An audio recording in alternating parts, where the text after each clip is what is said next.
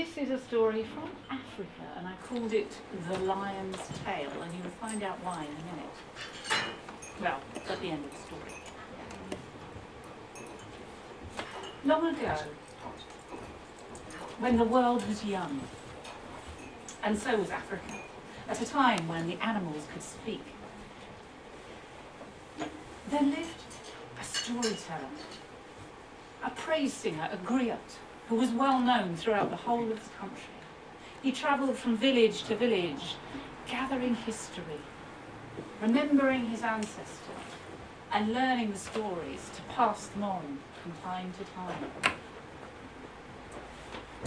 On this one particular day, he had spent the whole day in one village. He was welcomed with open arms, fed, watered, given a good place to sleep the night, and in return, the stories he shared were lapped up by everyone. The children wanted more and more. They were so wonderful.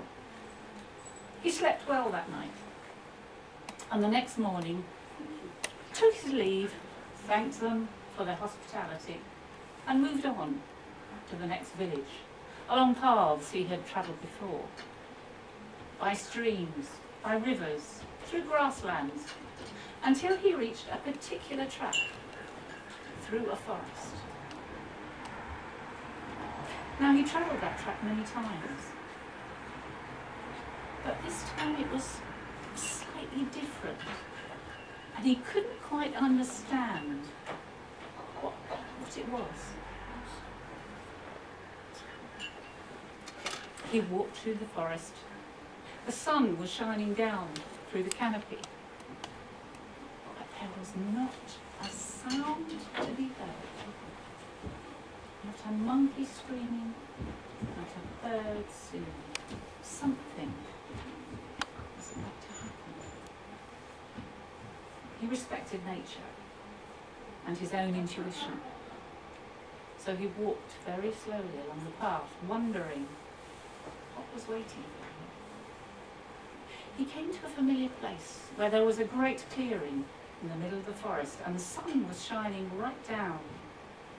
And there, in front of him, in the centre of the clearing, was a great lion with golden eyes and a huge mane, standing, staring at him.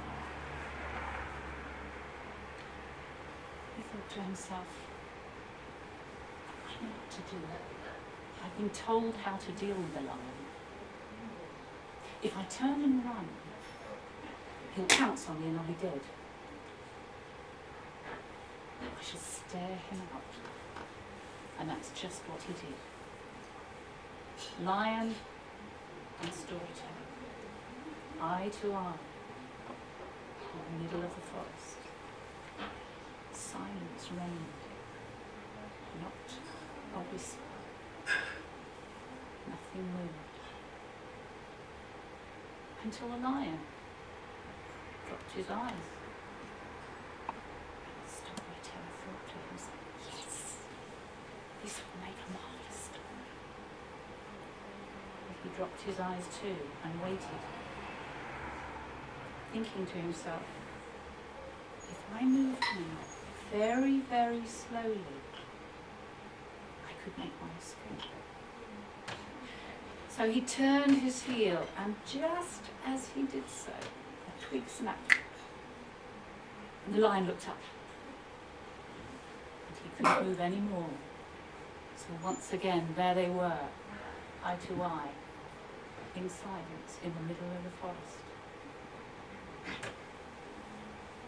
Perhaps, he thought, if I look down first, maybe the lion will copy me. He looked down,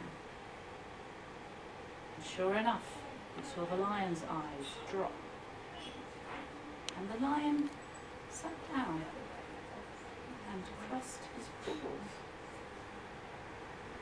Storyteller sat there for a moment in the silence, waiting to see what happened.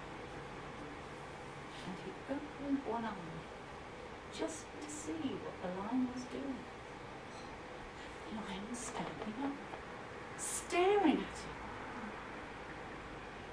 it opened its mouth. And it said, "My friend, I don't know quite what you think you're doing, but I am saying grace."